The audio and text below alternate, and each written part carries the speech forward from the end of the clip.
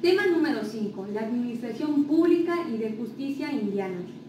Comencemos por el subtema 5.1, tiene por título los principios rectores de las funciones públicas y de justicia, empezando con la delegación de funciones.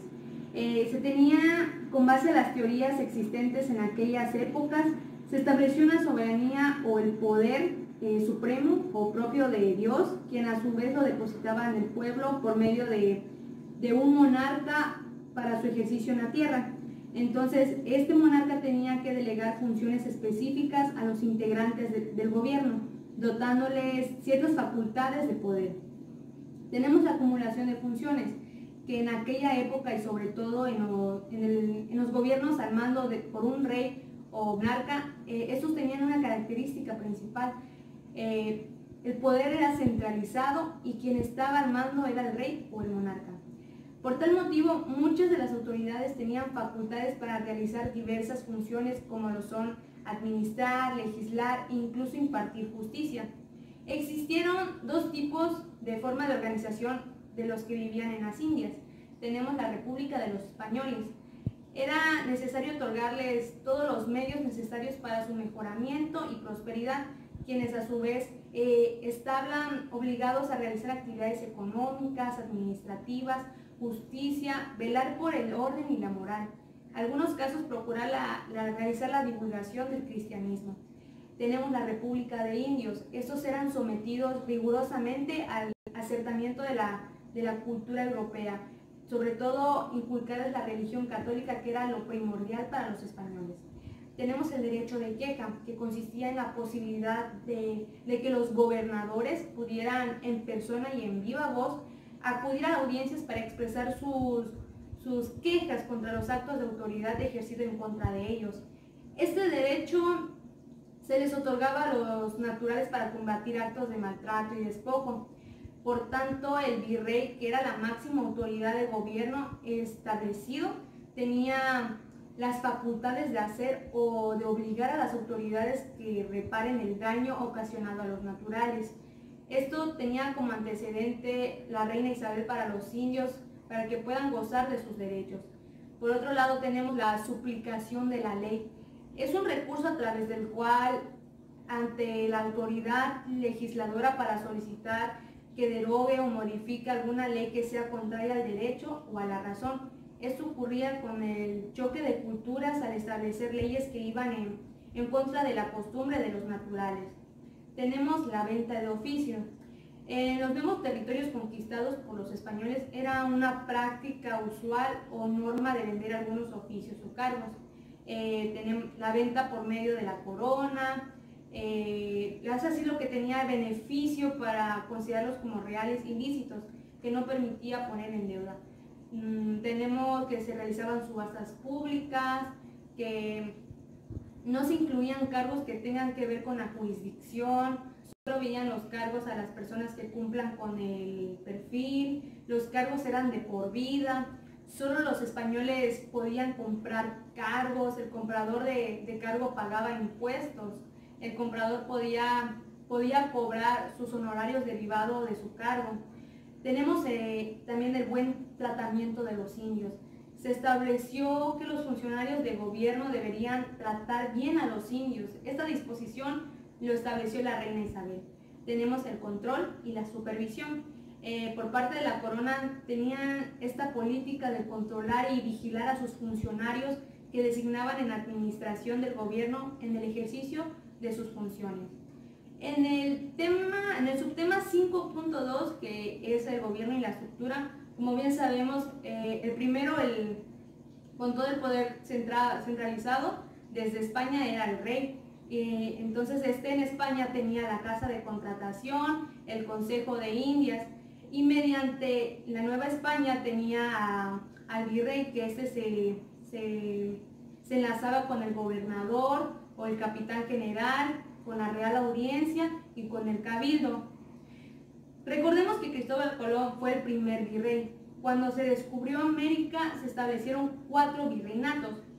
Tenemos número 1 a Nueva España, que fue México, Santo Domingo, Puerto Rico, Venezuela, Yucatán, Acapulco, Guatemala, Costa Rica, Honduras, Nicaragua, El Salvador, Florida, Filipinas. Tenemos el de Perú, que consistió en Panamá, Perú, valga la redundancia, Bolivia y Ecuador. Tenemos Nueva Granada. Esta consistió en Colombia y parte de Ecuador, Venezuela y Panamá. Tenemos el Río de Plata, que esta fue Argentina, Chile, Paraguay, Uruguay y parte alto de Perú, Bolivia.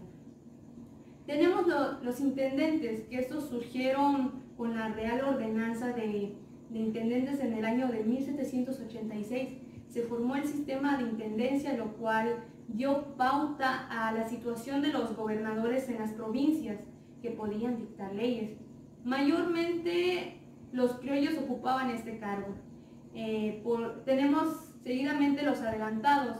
Este cargo se recibía por la capitulación, que consiste en el convenio o contrato que se celebraba por una parte la corona y por otra un particular, para llevar a cabo una expedición de descubrimiento, conquista o colonización. El título se podía heredar hasta por 3 generaciones. Tenemos como subtema 5.3 la justicia ordinaria. En la Nueva España las instituciones de justicia estaban integradas de la siguiente forma, que la primera, la justicia ordinaria real, estaba representada por la Real Audiencia, que cumplía funciones administrativas, gubernamentales y jurisdiccionales. Tenemos el Supremo Consejo de Indias, que era un órgano legislativo, consultivo, gubernativo, administrativo y judicial. Tenemos la justicia local, que se encargaba de los asuntos civiles y criminales. Tenemos por subtema 5.4 jurisdicciones especiales y privativas. Por jurisdicciones especiales correspondía a un asunto donde estaba involucrado las clases más desprotegidas o grupos de personas con características particulares que requerían de un trato especial en cuanto a la solución de sus conflictos.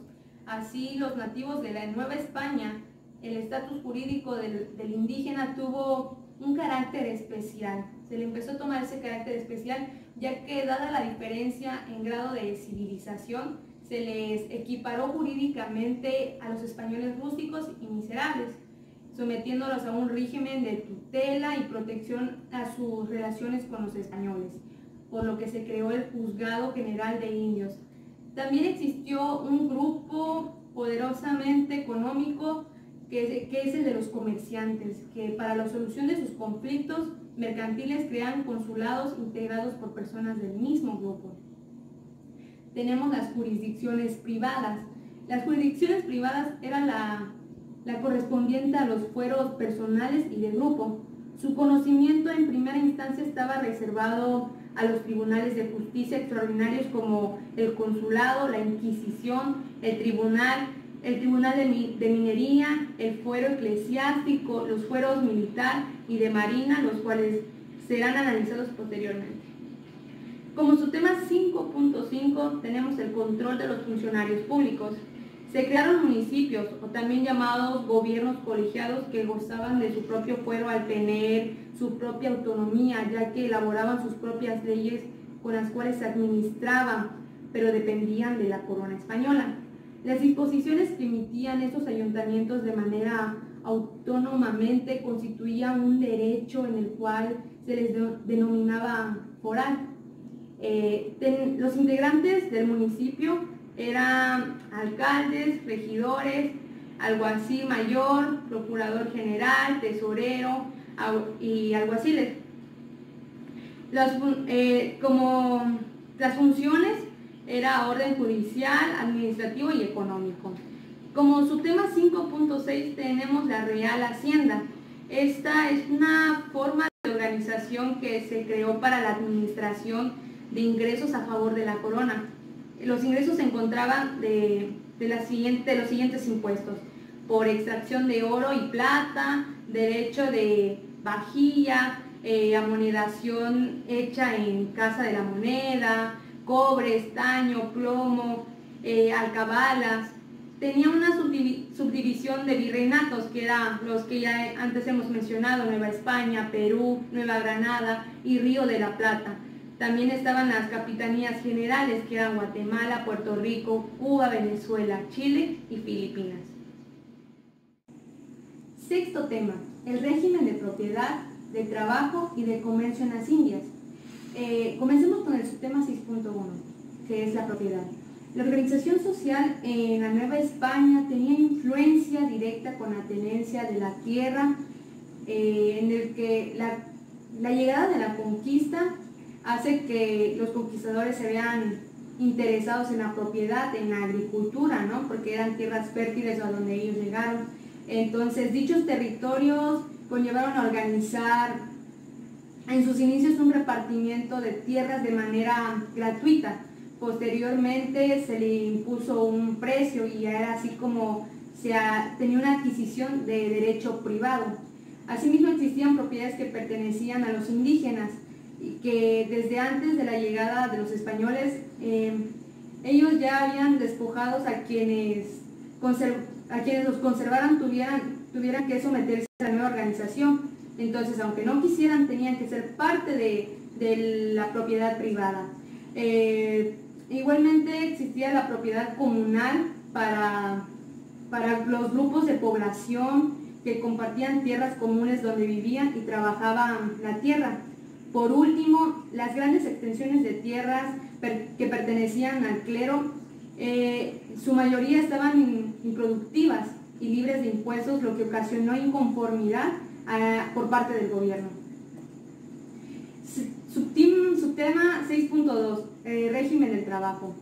En el régimen del trabajo, la organización social trajo consigo las formas de distribución del trabajo durante la corona, por lo que en materia indígena se conservó una parte de la organización laboral misma que se vio incorporada a las nuevas tendencias que trajeron los españoles, entre ellas el trabajo libre asalariado, ya podían ganar un salario, los gremios y el servicio público. Por otra parte, el trabajo que desempeñaban los indígenas en su mayoría era un servicio que daba a los españoles no en calidad de esclavos, sino como un sistema feudal, por lo que se encargaban de trabajar la tierra para sus señores, entre otros servicios que otorgaban a cambio de recibir una vivienda y educación.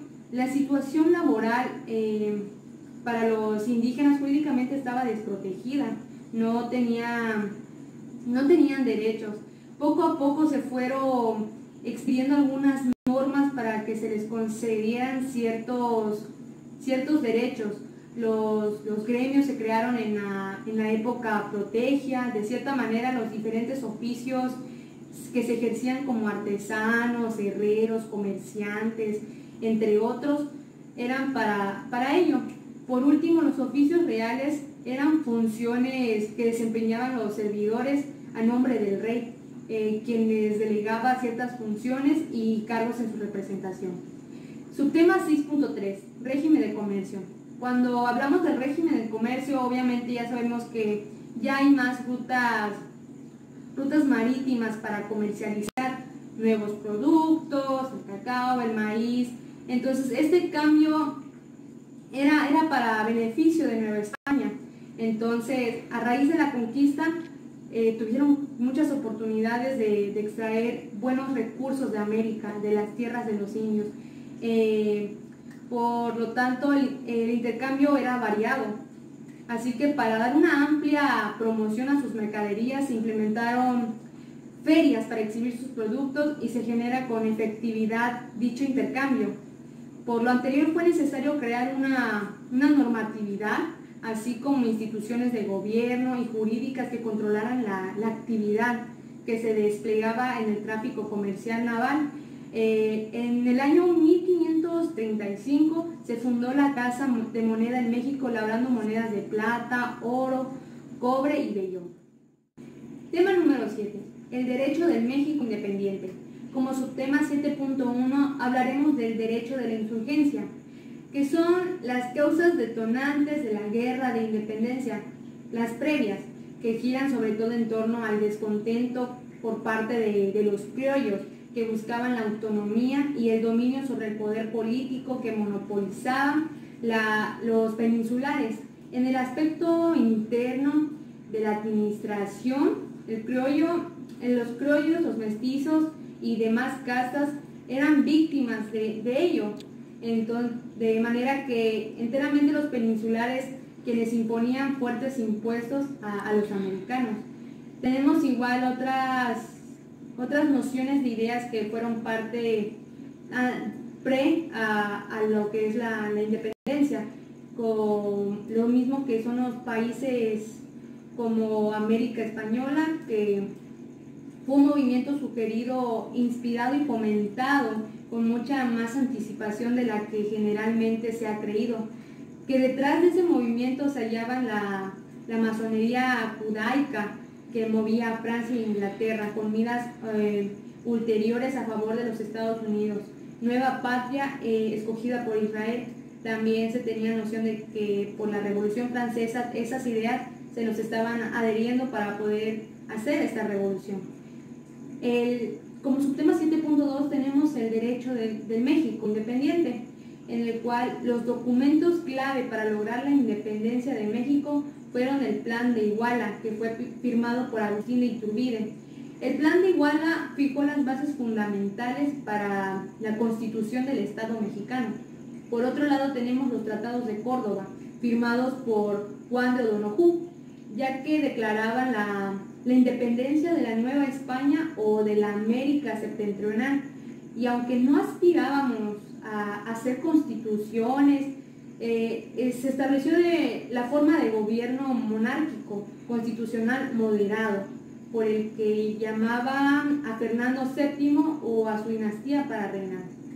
El 21 de mayo del año 1823 surge el primer nuevo Congreso Constituyente, en el cual la tendencia favorecía a los federalistas, por lo que se decidió que la nación mexicana adoptaría en su gobierno la forma republicana representativa. En el año 1823, el 5 de noviembre, surge el segundo Congreso Constituyente, fecha en que se quedó disuelto el anterior en razón de que era urgente contar con un texto constitucional. Ahora sí, teníamos que tener una constitución, una comisión constituyente que teníamos previo el acta constitutiva que contaba con 36 artículos. Fue presentado el 20 de noviembre de 1823. Después se debatió y finalmente se aprobó el 31 de enero de 1824, con el nombre de Acta Constitutiva de la Federación Mexicana, como anticipo de la propia Constitución y para asegurar el sistema federal. La Constitución de 1824 tuvo vigencia hasta 1835, año en el que el Congreso de este tipo conservador promulgó las bases constitucionales del 23 de octubre de 1835 y posteriormente las 7 leyes constitucionales de 1836 que implantaron el centralismo, mismos que fueron sustituidas por las también centralistas bases orgánicas de 1843. Para el año 1846 se restableció la Constitución Federal de 1824 y se modificó el Acta Constitutiva y de Reformas de 1847. Hasta 1853, don Santa Anna presidió la dictadura de México con tendencias centralistas, siendo derrotado en 1855 por la Revolución de Ayutla.